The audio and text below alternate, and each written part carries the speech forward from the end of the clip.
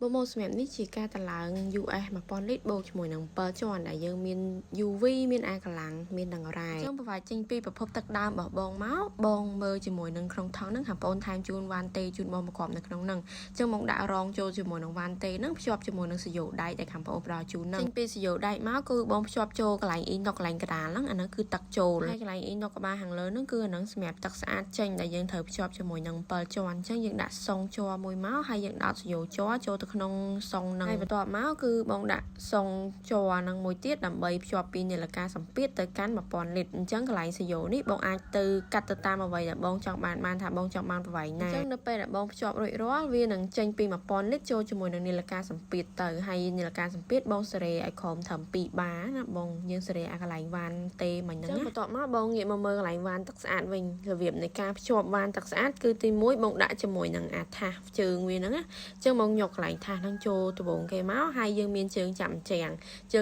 នេះគឺសម្រាប់ចាប់ជាមួយជាងហើយយើងដាក់ចូលទៅដូចវីដេអូហ្នឹងណាបងអញ្ចឹងបងធ្វើទៅតាមវីដេអូដែលខាងបងបង្ហាញជូនហ្នឹងទៅហើយបងរត់វាឲ្យតឹងទៅជាការស្រាច់ឲ្យបងហើយវ៉ាន់ទឹកស្អាតសម្រាប់ញ៉ាំបងយកសុងមួយសម្រាប់ភ្ជាប់ពីសយោ UV ទៅកាន់សុងទឹកញ៉ាំហ្នឹងជាការស្រាច់ឲ្យបងអញ្ចឹងបងកាត់ប្រវែងណាដែលបងចង់បានទៅ